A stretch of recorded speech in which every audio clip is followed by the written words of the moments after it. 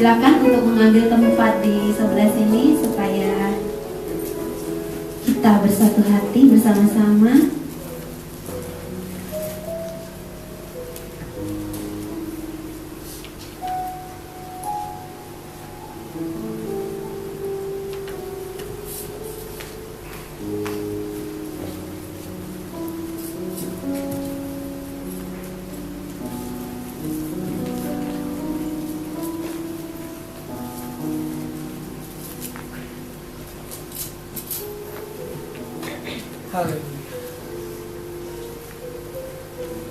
Sudah? Shalom. Shalom. Puji nama Tuhan. Saya melihat ya di tengah-tengah hujan yang begitu luar biasa, kita sudah siap-siap pagi-pagi, udah rapi semua, pas mau melangkah keluar hujan. Luar biasa. Dan saat ini kita bersama-sama di tempat ini, itu semua karena Tuhan. anugerah Tuhan di dalam kehidupan kita. Amin. Saudara, hari ini juga buat saya adalah hari yang cukup bersejarah. Saya menyatakan bersejarah adalah hari ini tepatnya tanggal 25 Februari 2020. 25 Februari 2023 yang lalu suami saya dipanggil Tuhan, tepatnya hari seperti ini ya, di Sabtu pagi subuh jam 5.55 pagi sudah dipanggil Tuhan, dan hari ini tepat 1 tahun. Dan saya bersyukur kepada Tuhan bahwa kami dipelihara dengan luar biasa, dan berkat-berkat Tuhan mengalir dengan luar biasa dalam kehidupan kami. Amin. Karena berkat itu bukan berupa uang yang banyak, rekening yang membengkak, tapi berkat Tuhan adalah kesehatan yang sempurna. Saya tidak depresi, saya tidak stres. Saya begitu diberkati Tuhan luar biasa, dan pekerjaan-pekerjaan yang baik juga Tuhan berikan dengan sempurna di dalam kehidupan saya. Untuk sekarang Tuhan begitu banyak mengajarkan sesuatu kepada saya, yaitu mengajarkan iman. Mungkin dulu ketika kita punya pasangan, ketika kita punya manusia yang ada di samping kita, kita bersandar kepada mereka. Kita merasa bahwa saya baik-baik saja, ada yang cari uang, ada yang mencukupkan kebutuhan kita. Batin kita juga tidak ada masalah. Tapi ketika itu semua diambil tiba-tiba dari kita, itu persoalan yang lain, dimana kita harus struggle, kita harus manuver kehidupan kita, dan kita percaya ketika itu terjadi kita tidak sendiri. Nah, hari ini saya mau belajar dari salah satu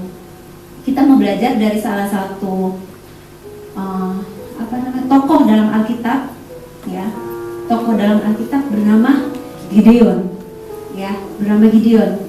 Nah, Gideon ini pahlawan gagah berani yang lahir dari ketaatan oleh iman. Apakah ini benar? Amin. Amin ya. Amin. Tapi kita lihat nanti, siapa sih Gideon ini? Benar gak sih dia pahlawan iman?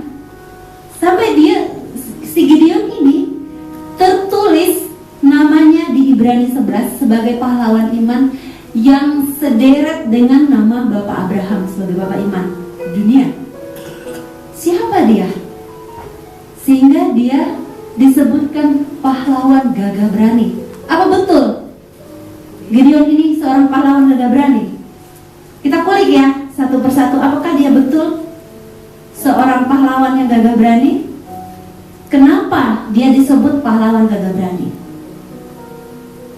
Baik, dalam kitab Hakim-Hakim ya ditulis secara aktual yang menggambarkan ya, masa gelap bangsa Israel pada saat itu. Nah, kepemerintahan Gideon ini setelah kepemerintahan Deborah, ya. Nah, dalam hidup Gideon, sebagian penafsir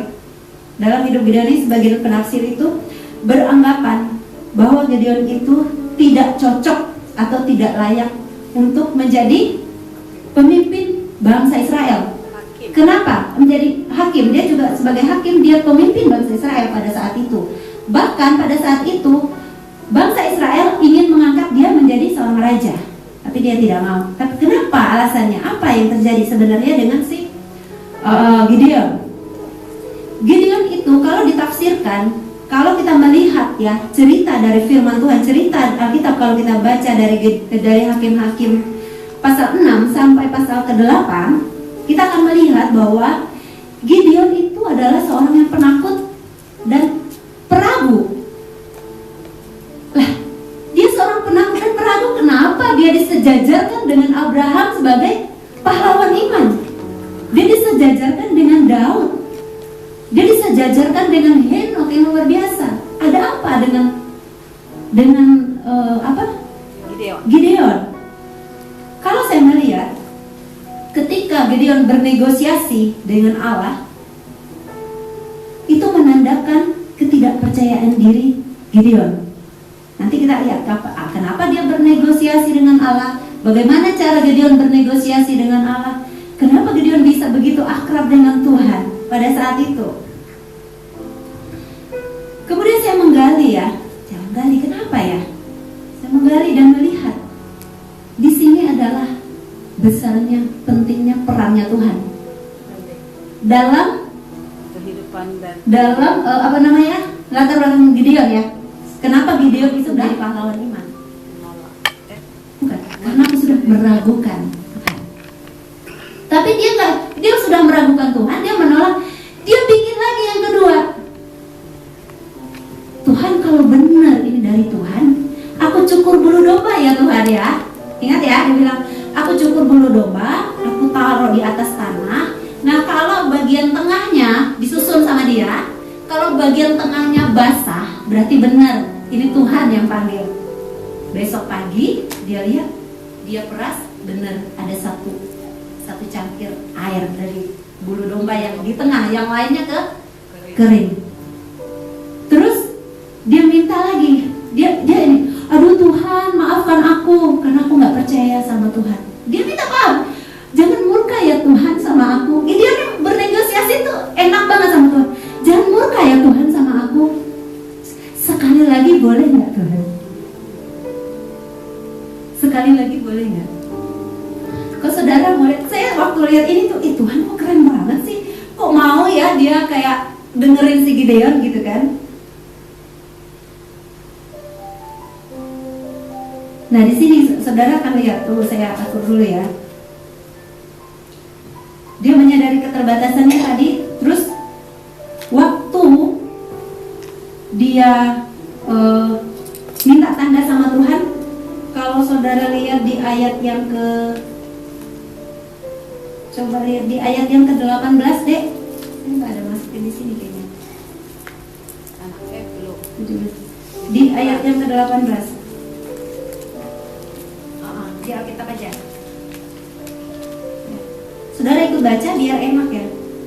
18. Oh itu. Nah, di dalam ayat 18. Janganlah. Kan di ayat 17 ya dia bilang gini, saya baca di sini. Di ayat 17 dia bilang, jika sekiranya aku mendapat kasih karunia di matamu, maka berikanlah kepadaku tanda bahwa engkau sendirilah yang berfirman kepadaku. Di ayat 18 ini ya. Di ayat 8, janganlah kiranya pergi dari sini.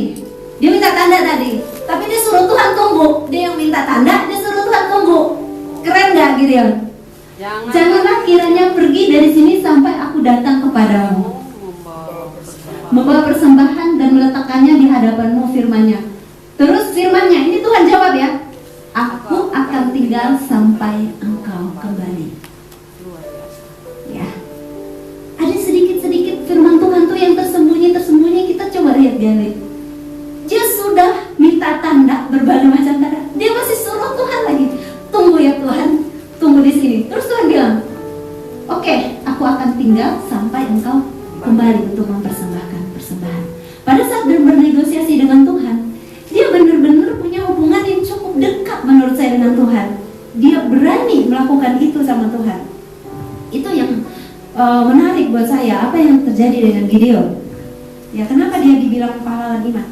Ada satu hal yang saya yakin, bahwa ketika sebenarnya Gideon ini mungkin ada hasrat di hatinya mau jadi seorang pemimpin, tapi dia nggak berani karena nama dia itu sebenarnya memang pahlawan gagah perkasa. Arti daripada nama sendiri itu percikannya sudah ada. Bener nggak kalau kita punya arti nama, misalkan Suti, aduh apa ya arti namaku ya?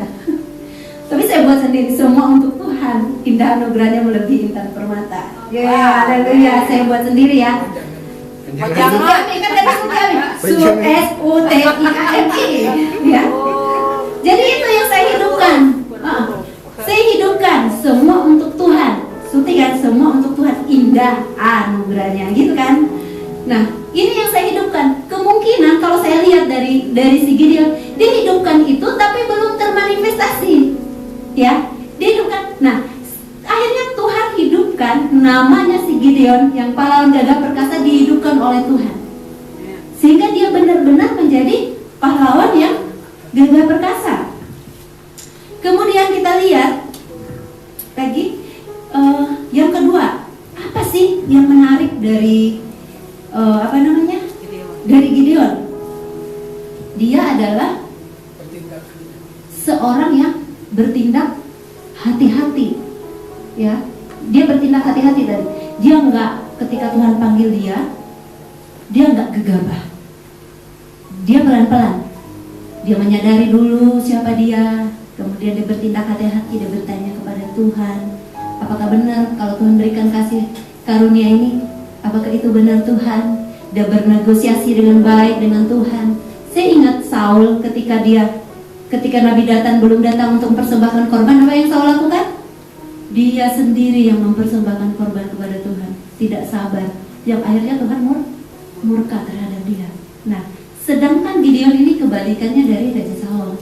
Dia menunggu dan menanti Tuhan sehingga nama dia tercatat sebagai pahlawan iman. Saya percaya dia punya iman, sepercik iman itu, dan Tuhan sendiri yang memunculkan iman itu keluar, dan dia menjadi pahlawan yang sesungguhnya.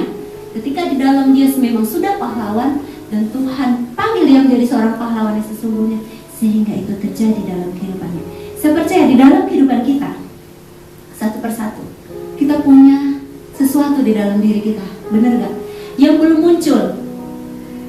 Kita punya anugerah Tuhan di dalam diri kita yang belum muncul. Mungkin kita punya kepemimpinan dalam diri kita, ya.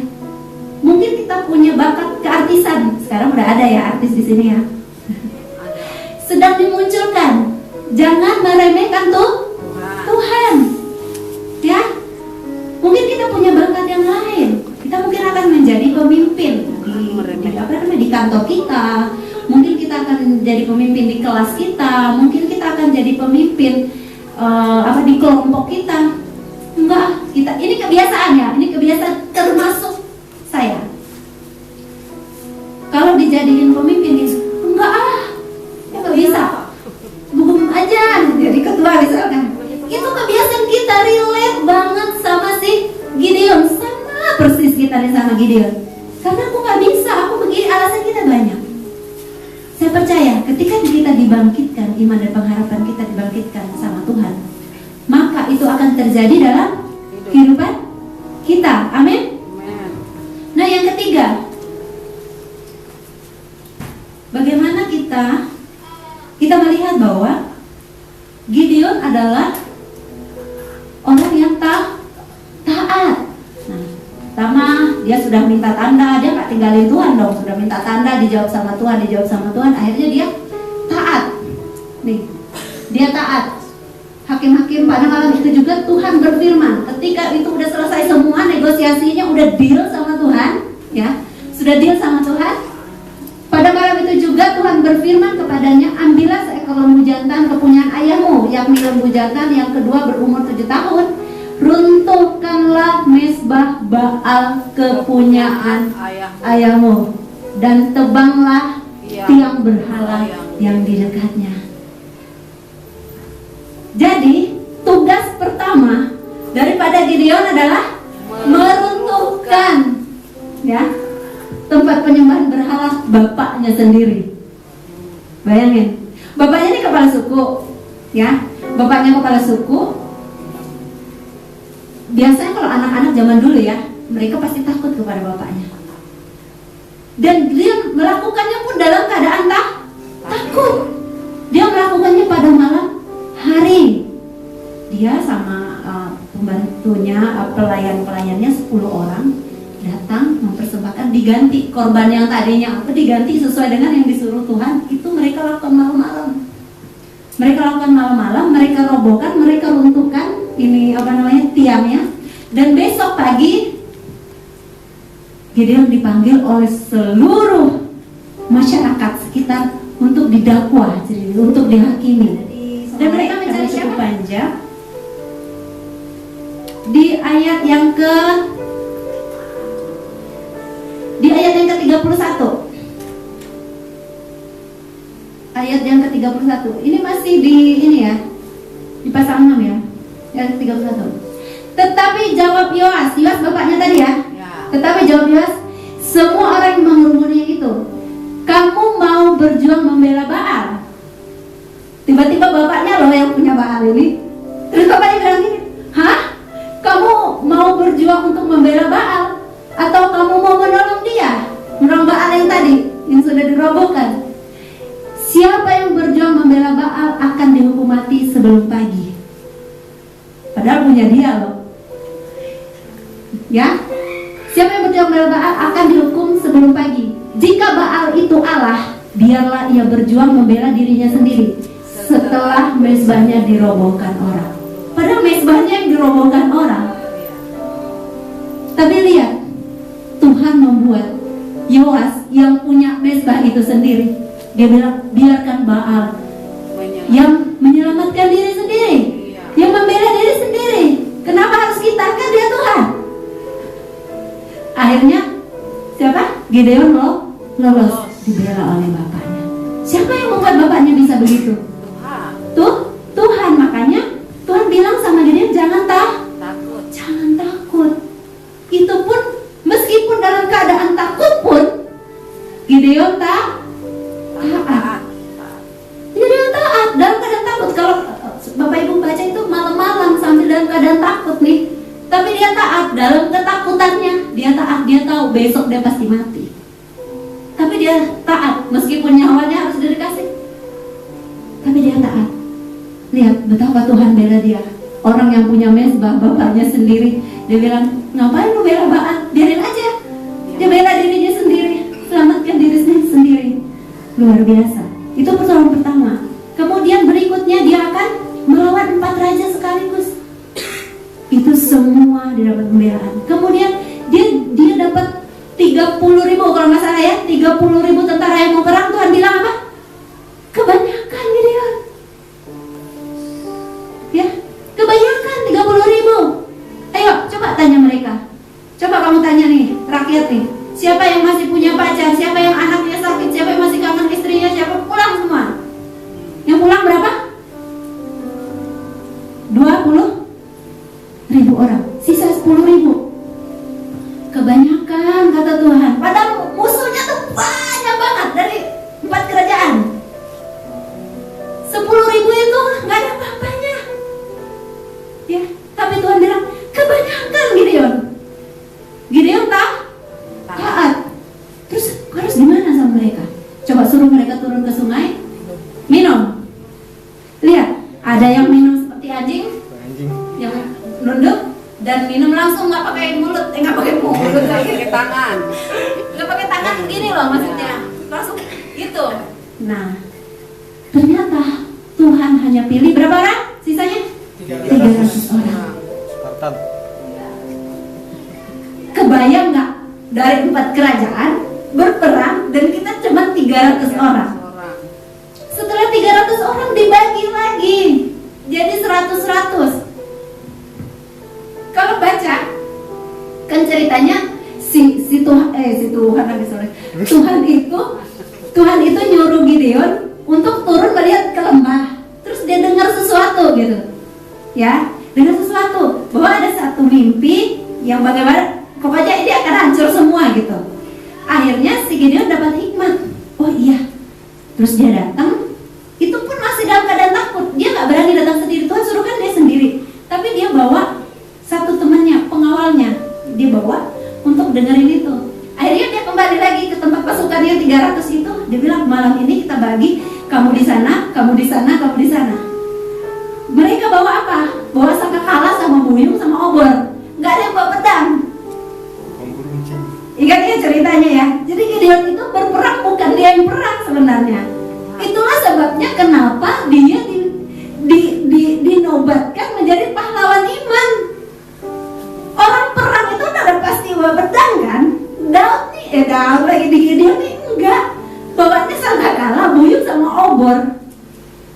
Terus waktu diperintahkan mereka untuk pecahkan buyungnya, orang-orang Midian, orang-orang Amalek itu, Raja ZM sama Raja siapalah mereka itu karena kaget gitu, mereka kacau balau dan berperang antara mereka sendiri, semuanya mati. Gitu. Nah, inilah yang saya bilang. Saya salut sama Tuhan. Berkat dari ketaatannya si Gideon, dia dinobatkan menjadi pahlawan iman. Saya nggak ngeliat loh. Setelah itu semua pas ini peperang yang berikutnya baru dia pakai pedang ya. Dia potong kepala rajanya segala macam. Itu pun dia nggak berani sebenarnya potong. Dia suruh orang. Yang terakhir itu sih dia suruh orang karena orang itu nggak mau potong Raja ZM atau Raja siapa tuh? Raja nanti lah saudara baca. Dia nggak berani bukan nggak berani. Dia suruh orang potong. Akhirnya karena orang itu nggak mau potong, akhirnya dia yang potong kepalanya raja itu. Jadi sebenarnya kisah Gideon ketika dia bilang gagah perkasa itu sebenarnya bukan Gideon yang gagah perkasa, imannya yang gagah perkasa. Imannya Gideon yang tadi penakut, yang tadinya tidak percaya diri, sehingga dia melihat bahwa benar Tuhan yang berperang untuk dia. Dari sekian banyak pertempurannya, dia melihat bahwa Tuhan yang melakukannya untuk dia. Itu yang saya lihat ya, yang saya belajar. Kenapa? Saya setelah baca ini, kok Gideon masuk ke barisan orang-orang beriman di Ibrani, sementara dia seorang yang penakut. Nah, kita relate sekali sama si Gideon. Kita tuh hampir sama Gideon. Ya. Iman kita hari ini bagus berkembang, besok sudah ciur lagi. Hari ini lagi bagus-bagusnya, besok lihat kenyataan ciur lagi. Proyek kita sudah ini, iman kita berkembang, proyek kita mau jadi, nggak jadi, ciur lagi. Ini kita lihat. Nah, hari ini kita mau belajar. Saya melihat bagaimana Tuhan berespon terhadap orang-orang yang taat sama Dia. Ketika Tuhan memberikan kita suatu kepercayaan apapun, baik pekerjaan, baik pelayanan, baik proyek, baik hubungan, kepercayaan apapun yang Tuhan kasih dalam hidup kita, kalau kita taat sama Tuhan, Tuhan pasti berkati. Amin. Nggak mungkin, nggak ada Tuhan tuh nggak menepati janjinya. Tuhan pasti tepati. Yang nggak tepati itu kita yang nggak menepati janji kita sama Tuhan. Tuhan, aku mau setia kepadamu. Aduh, saat hujan, aduh susahnya datang sama Tuhan.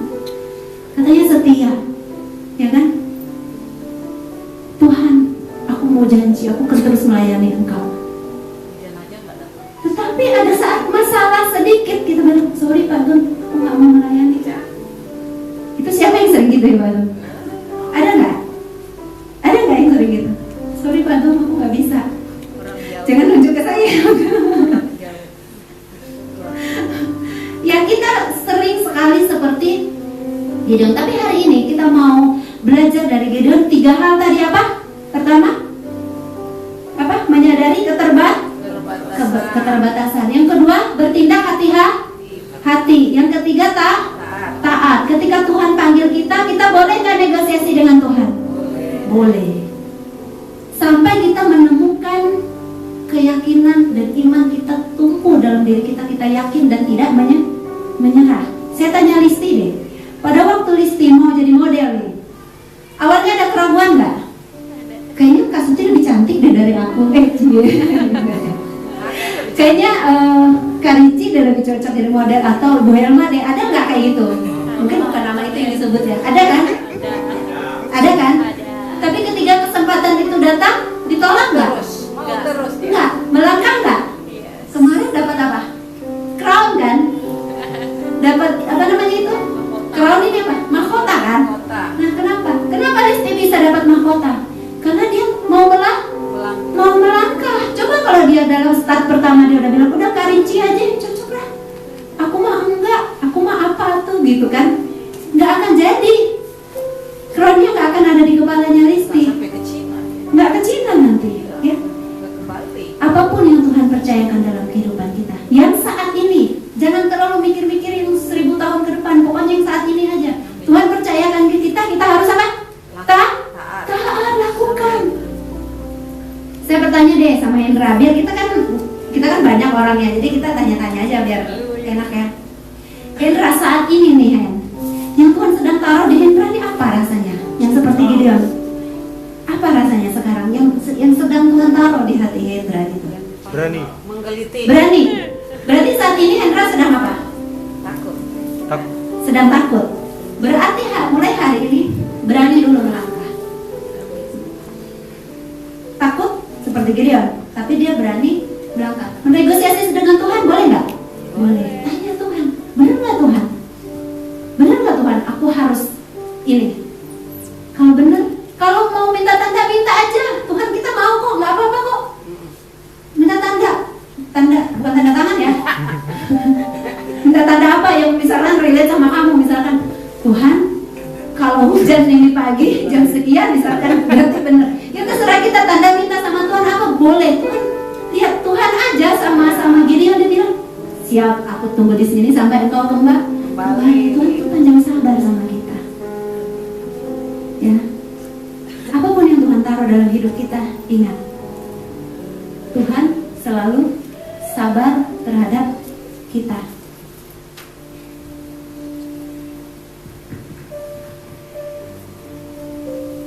Saudara, ketika Gideon diminta jadi raja, ketika dia banyak memenangkan peperangan dan melihat bahwa bahwa Gideon baik menjadi hakim, dan setelah ketika dia menjadi hakim, dia ingin diangkat sama rakyatnya untuk menjadi raja. Tahu nggak yang Gideon bilang apa? Gideon bilang, tidak, aku tidak mau menjadi raja. Aku mau tetap Tuhan yang memerintah langsung terhadap bangsa Israel. Pada saat itu masih Gideon bilang bahwa hanya Tuhan yang bisa memerintah langsung terhadap Israel. Itu sungguh luar biasa kalau saya lihat. Dan saudara, saya melihat bahwa apa yang dalam Yohanes 14, Yohanes 14 ayat yang ke-12. Aku berkata kepadamu, aku ini Yesus ya. Aku berkata kepadamu, sesungguhnya barang siapa percaya kepadaku, ia akan melakukan juga pekerjaan-pekerjaan yang aku lakukan, bahkan pekerjaan-pekerjaan yang lebih besar daripada itu, sebab aku pergi kepada Bapa. Amin. Amin. Tuhan janji kepada kita bahwa Tuhan akan memberikan kita kuasa untuk melakukan pekerjaan-pekerjaan yang besar, bahkan lebih besar lagi. Kita aminkan. Saya percaya hari ini seperti Pak Gembala, beliau begitu beriman bahwa gereja ini akan dibangun. Kita dukung terus, gereja ini akan dibangun. Kita percaya Tuhan kok akan melakukan perkara-perkara yang besar, bahkan kita yang Tuhan percayakan akan melakukan lebih besar lagi. Apalagi janji Tuhan kepada kita. Next, adik. Dan apa juga yang kamu minta dalam namaku, aku akan melakukannya, supaya Bapa dipermuliakan di dalam Anak. Jika kamu meminta sesuatu kepadaku dalam namaku, aku akan melakukannya. Amin. Apapun menjadi pergumulan, apapun menjadi doa, apapun menjadi masalah, apapun menjadi persoalan kita, apapun menjadi kehendak, apapun menjadi rencana kita minta apa kepada Tuhan? Apapun yang kita minta sesuatu kepadaku dalam namaku, maka akan dilakukan. Tidak ada kata tidak. Kenapa kadang itu tertunda? Karena kita belum siap. Bukan Tuhan yang belum siap ya. Selalu manusianya yang belum siap. Bukan Tuhan. Next, ini lebih dahsyat lagi. Bukan kamu yang memilih aku, tetapi akulah yang memilih kamu, dan aku telah menetapkan kamu. Menetapkan loh. Menetapkan itu dengan natrai. Menetapkan kamu, ya. Dan aku telah menetapkan kamu supaya kamu pergi dan menghasilkan buah, dan buahmu itu tetap, supaya apa yang kamu minta kepada Bapa dalam namaku diberikannya kepadamu. Ada supaya, berarti ada yang kita lakukan. Pertama, kita sudah dipilih sama Tuhan, ya kan? Dan aku telah menetapkan kamu supaya kamu pergi dan menghasilkan buah.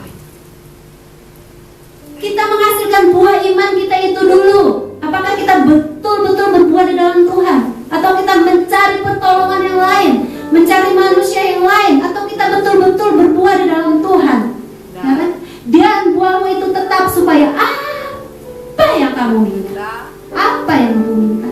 Kepada Bapa dalam namaku diberikannya kepadamu. Saudara, saya mau saksikan. Ketika beberapa waktu lalu saya punya warung di tempat yang lain, saya bilang, Tuhan boleh nggak negosiasi nih sama Tuhan? Saya sering cerita sama Reno, Tuhan boleh nggak kalau uang tuh datang ke rumah aja? Keren ya, bisa ya?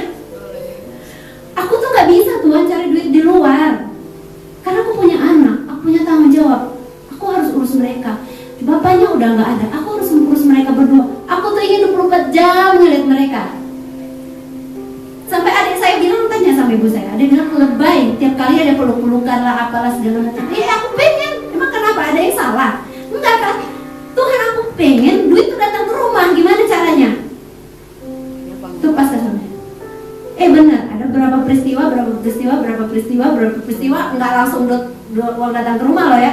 Ada berapa peristiwa dilewatin, saya percaya dalam nama Yesus, saya yakin percaya. Semakin saya belajar tentang firman Tuhan, saya makin belajar.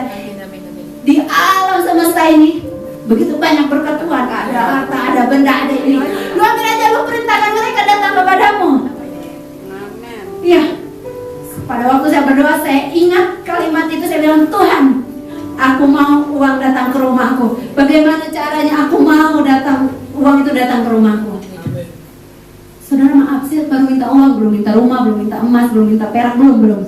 Saya masih baru berani, imannya baru minta uang sama Tuhan. Akhirnya apa? Ada struggle ini yang akhirnya saya pindahkan warung saya ke rumah. Ya kan? Ya duitnya masih nggak berbaris datang ke rumah ya. Maksudnya ya ada pekerjaan sesuatu, ada wadah yang kita lakukan. Ya itulah yang memberkati kehidupan kita. Akhirnya ya datang ke rumah. Sesuai dengan yang kita doakan. Ya. Saya mau lebarkan lagi iman saya mau minta yang lebih besar lagi. Siapa yang mau bareng-bareng dengan saya? Berani ya? Amin. Oke, puji nama Tuhan. Next. Ini terakhir nih. Apa kata Tuhan? Sampai sekarang kamu belum meminta sesuatu pun dalam namaku. Mintalah. Tunggu dulu. Sampai situ dulu ya. Apa maksudnya? Padahal kita minta tuh tiap hari. Ya, enggak suku-suku lah. Terus Tuhan bilang apa?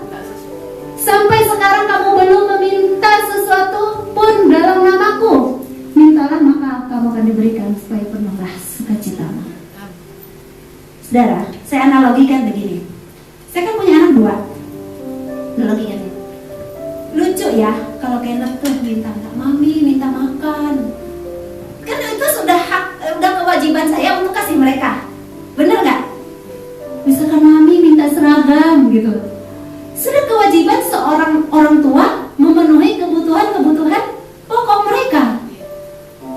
Nah, yang namanya, saya akan bilang ini, kamu belum meminta apapun pada mami, contoh ya, itu berarti di luar kebutuhan pokok. Contoh, tiba-tiba dia, mami aku mau sepeda, itu kan di luar kan? Di luar kan, bukan kebutuhan pokok dia kan, itu keinginan dia kan. Nah, inilah yang akan saya wujudkan. Ngerti ya maksudnya? Nah, Tuhan yang saya lihat nih, yang saya kasih, Tuhan itu sudah mencukupkan kok semua kebutuhan pokok kita. Dan anehnya kita tuh selalu berdoa untuk kebutuhan pokok yang memang sudah dipenuhi oleh Tuhan. Ngerti ya? Paham gak maksudnya? Atau saya salahnya? Paham ya? Kita terus berdoa, Tuhan berikan aku ini, Tuhan berikan. Itu memang sudah kewajiban Tuhan. Karena dia karena kita anaknya dia, udah pasti Tuhan kasih. Makanya timbul ini. Sampai sekarang kamu belum meminta sesuatu apapun dalam namaku. Coba kita cari apa sih yang di luar ini yang kita belum minta sama Tuhan. Ayo, kita cari. Kita minta sama Tuhan, kita berani minta sama Tuhan. Kok minta aja sih sama Tuhan? Lah Tuhan yang suruh kok. Punya dia semua. Iya, Tuhan yang suruh. Emangnya Tuhan mau diperintah-perintah? Kita nggak perintah Tuhan. Tuhan yang suruh kok. Sampai hari ini kamu belum meminta apapun. Minta sama Bapak. Iya, minta sama Bapak kok. Ya. Terus mintalah maka kamu akan menerima supaya penuhlah sukacitamu. Amin. Amin. Oke, puji nama Tuhan. Terima kasih buat hari ini. Ini adalah firman Tuhan yang luar biasa. Saya percaya bahwa hari ini kita akan sudah ada sepercik iman ya tadi ya. Amin. Mungkin kita masih dalam tahap 1. Kita punya lagi langkah kedua dan langkah ketiga untuk kita menjadi pahlawan-pahlawan iman untuk diri kita sendiri. Amin. Puji nama Tuhan. Saya undang semua singer. Ya, kita juga bangkit berdiri biar seger ya. Kita bilang, ya Tuhan, ku percaya lewat lembah air mata, aku percaya Tuhan.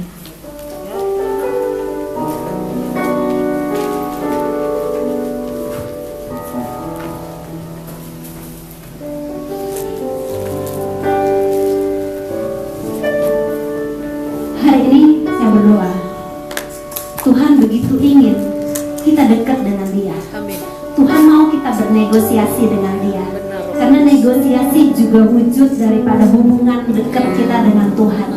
Ketika kita bernegosiasi dengan Tuhan, itu adalah wujud kedekatan kita dengan Tuhan. Oleh sebab itu Tuhan menanti kita.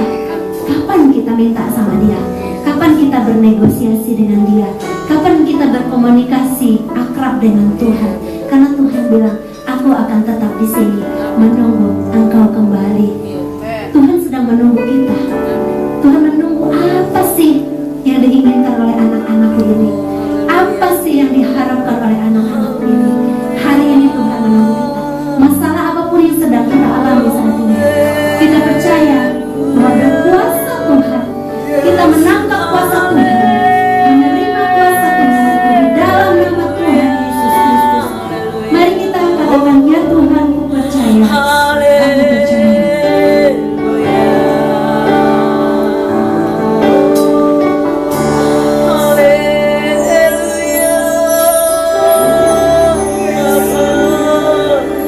Terima kasih Tuhan. Ya Tuhan,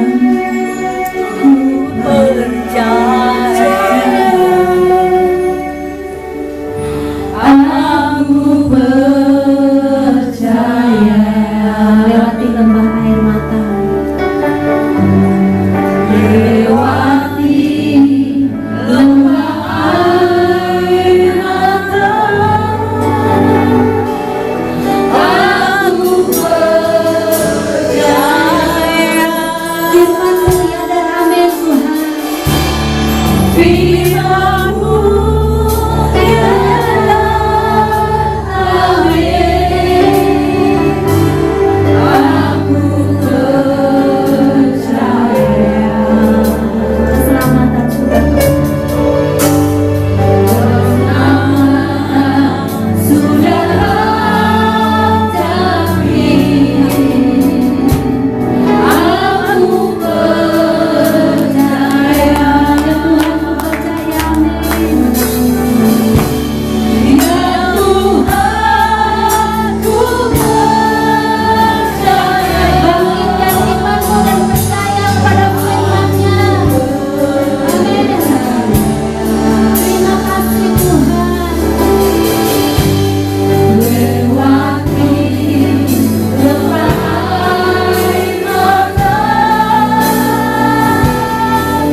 aku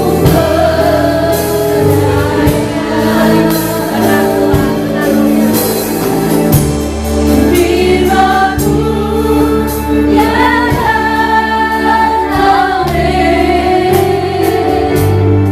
Aku percaya. Kemenangan sudah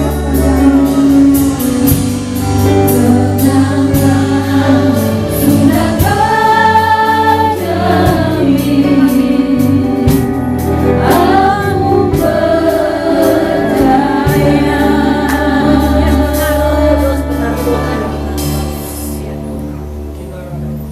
Bapa,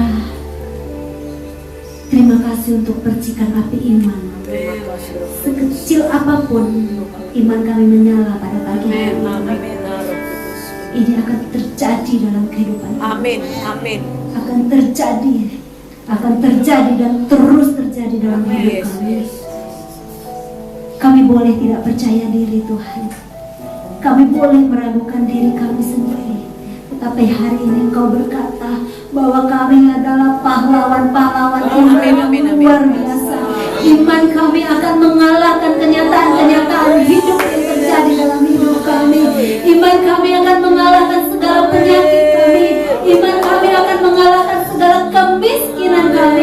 Iman kami akan mengalahkan segala kekhawatiran kami Tuhan. Iman kami mengalahkan ketakutan kami. Iman kami mengalahkan segala sesuatu yang mengikat kami Tuhan. Di dalam nama Tuhan Yesus, Engkau bakar hati kami dengan iman yang baru, dengan iman yang tumbuh di dalam Tuhan. Di dalam nama Yesus, Engkau berkata, minta apa saja kepadamu, maka Aku akan berikan kepadamu. Setiap pekerjaan iblis yang mencoba membuat kami ragu, yang meragukan Tuhan, dalam nama Yesus kami tolak, dalam nama Yesus. Kami percaya dengan iman kami, apapun yang kami minta, jauh di dalam hati kami sana, bahkan yang tidak terucap oleh kami, itu terwujud dalam hidup kami Tuhan. Terima kasih Bapak. Masa depan yang penuh harapan sudah menjadi bagian kami Tuhan. Ekonomi kami diperbaiki, sudah menjadi bagian kami. Masalah kami diselesaikan, sudah menjadi bagian kami. Hubungan kami diperbaiki, sudah menjadi bagian kami Tuhan. Keluarga kami diberkati, sudah menjadi bagian kami. Anak-anak kami diberkati, sudah menjadi bagian kami. Ini iman kami Tuhan. Persoalan besar apapun yang terjadi dalam hidup kami tanamkan Tuhan iman di atas masalah kami, sehingga Tuhan berperang bagi kami. Terima kasih Tuhan Yesus. Terima kasih Bapak. Sungguh Engkau luar biasa. Di dalam nama Tuhan Yesus, kami sungguh bersyukur. Kami simpan firman-Mu dalam batin kami, dalam hati kami. Ketika iblis ingin mencuri apapun dalam hidup kami akan pakai senjata firman Tuhan ini agar kami menang, terus menang, dan selalu menang. Terima kasih Bapak. Di dalam nama Tuhan Yesus kami berdoa. Haleluya. Amin. Silakan duduk Bapak Ibu. Terima kasih Tuhan Yesus memberkati. Terima kasih untuk firman Tuhan yang menguatkan setiap pribadi kita. Sedikit kesaksian ya. Saya pernah ngalamin yang namanya ketakutan melangkah. Karena kan kita, saya sadar gitu ya, kadang kita manusia terbatas. Jadi doanya itu nggak putus-putus setiap hari sambil cuci piring, sambil ngapain lah aktivitas kita sehari-hari dibawa dalam doa. Seperti Kak Suti kan, tarik berkat gitu kan, ke rumah aja deh berkatnya.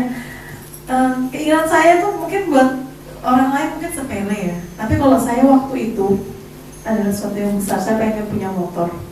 Ini udah lama. Saya pengen punya motor Tuhan, tapi yang seperti ini, yang seperti ini, seperti ini, seperti ini. Sederhana. Saya mau Supra aja gitu kan, motor Supra biasa aja gitu. Lalu saya lihat ekonomi saya, kayaknya nggak bisa deh aku beli. Kalaunya iman saya ngomong, aku maunya cash aja. Saya maunya nggak mau hutang. Saya nggak mau hutang ambil di bank kreditan karena saya lihat bunganya tinggi gitu ya. Tapi kok ya waktu lalu zaman COVID, atasan saya meninggal dunia gitu. Dan istrinya ngomong, "Dek, ini tolong bantu jualkan." Saya lihat, wah, Bu, ini motor Supra yang sekarang saya pakai itu masih baru, kilometernya cuma 400 waktu lalu. 400, Bu, ini nggak pernah dipakai ini kayaknya, cuma iya Mbak, itu dibeli dulu cuma karena mobil Bapak rusak, harus cuma dipakai buat ke warung beli makan. Dan selama 1 tahun itu nggak pernah dipakai kemana-mana, cuma waktu mobil rusak 1 minggu itu aja. Dan masih bagus. Terus saya tanya, Bu, boleh nggak saya beli ini gitu kan? Saya ngambil aja.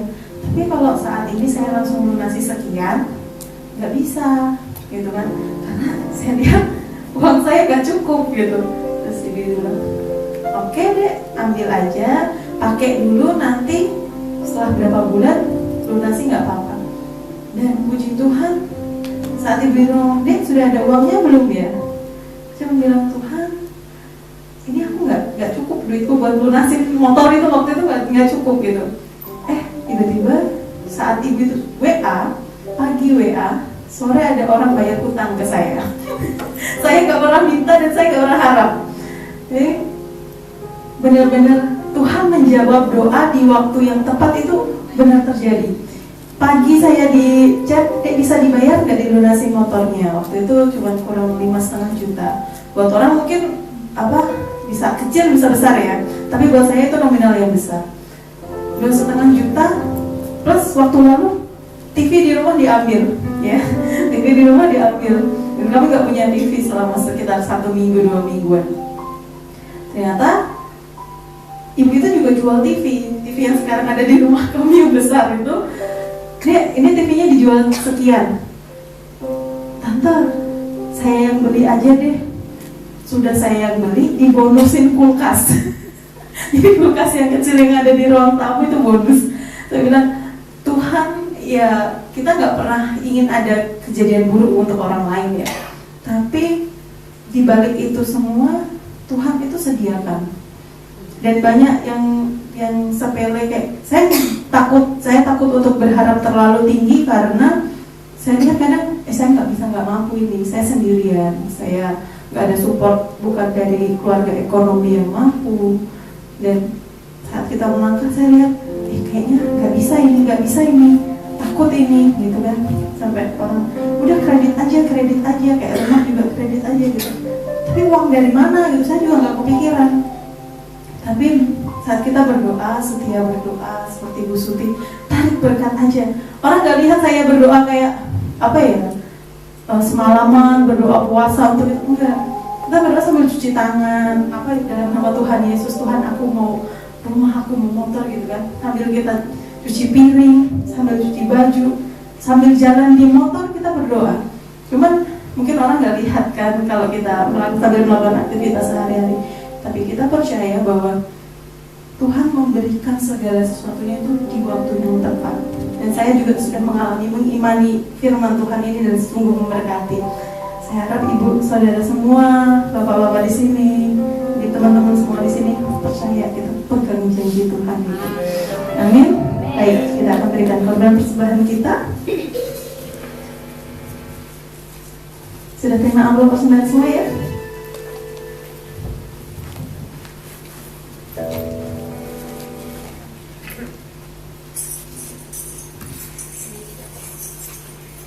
Kita mau bersatu di dalam doa. Haleluya. Terima kasih Tuhan Yesus untuk setiap firman yang kami dengar. Kami mau belajar Tuhan seperti hamba-Mu Gideon Tuhan. Kau pakai hamba-Mu Tuhan. Saat kami belajar taat, saat kami belajar setia dengar-dengaran Bapa. Kau menguatkan hati kami Tuhan untuk kami boleh mencapai apa yang menjadi kerinduan kami. Kau mampukan setiap kami Bapa. Kami mau belajar Bapa untuk taat setia pada kebenaran firman-Mu Tuhan. Menomor satukan Engkau di dalam kehidupan kami, sehingga Roh Kudus memimpin kami, menuntun kami Bapa di dalam jalan kebenaran-Mu. Kau buat setiap kehidupan kami berhasil seturut dengan kebenaran firman-Mu. Kami terima Bapa setiap firman-Mu yang telah kami dengar pada pagi hari ini dengan sukacita Bapa. Dalam nama Tuhan Yesus, sebentar kami juga mengembalikan berkat-berkat yang telah Kau berikan dalam kehidupan kami melalui persembahan kami Tuhan.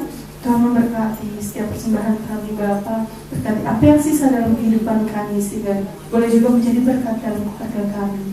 Di dalam nama Tuhan Yesus kami mau memberi yang terbaik, kami memberi dengan sukacita dan rela hati. Haleluya. Amin. Amin.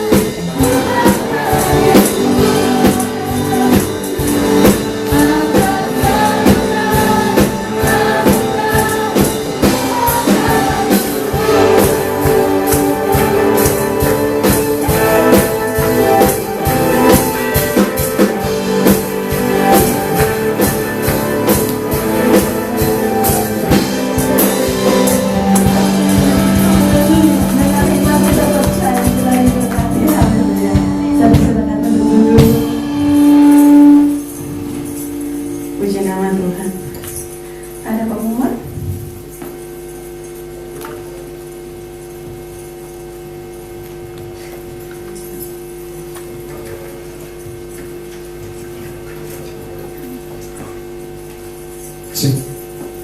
Baik, salam saudaraku. Saya percaya saudara diberkati pagi hari ini oleh setiap kebenaran firman Tuhan. Ya, yang siap meminta sama Tuhan angkat tangan. Baik, saya percaya tanpa saudara cerita pun banyak yang saudara minta pasti ya. Memang kita ini wajah peminta-minta. Amin. Saya pun begitu. Sama Bapak. Sama Bapak kita punya hak untuk meminta. Baik, pengumuman buat kita minggu depan ini adalah minggu pertama. Jadi nanti kita ada doa puasa dan juga menara doa. Ya, Ceprindo, are you ready? Yes, I am. Ready. Ya, jadi untuk menara doanya hari Rabu dan hari Kamisnya itu ada doa puasa ya di lantai bawah jam 6 sore hari Rabu dan hari Kamis. Lalu kemudian hari Jumat kita ada doa untuk para pelayan ya. Mari diingatkan kembali, sudah ada warning dari Pak Gembala kalau saudara lihat di grup PW ya, supaya kita bersama-sama ikut doa ya. Teman-teman pemusik, halo pemusik ya, teman-teman pemusik ikut di dalam doa pujian penyembahan. Lalu kemudian hari Sabtu ibadah Yud sudah kembali jam 5 atau jam 6? Jam 6, udah kembali lagi jam 6 ya, kemarin jam 5 ya. Ya pokoknya antara itulah, antara jam 5 jam 6 ya. Ya datang jam 5 boleh, jam 6 boleh ya. Iya itu. Lalu hari Senin ada pelayanan hari Senin? Ada kunjungan doa di tempat Jalan Garuda ya. Jalan Garuda dan Jalan Flamboyan ya. Mengingatkan minggu depan ada kita ibadah disertai dengan perjamuan kudus ya. Ya, dan puji Tuhan, saya informasikan untuk kas gereja di bulan Februari ini nanti akan ada store 5 juta buat biaya sewa gedung ya. Dan untuk selanjutnya, store selanjutnya nunggu bulan berikutnya ya. Kita doakan supaya store-nya semakin bulan semakin besar ya, sehingga nanti pas tiba saatnya kita bayar dengan uang Melimpah ya. Iya, kalau saat ini kita masih beli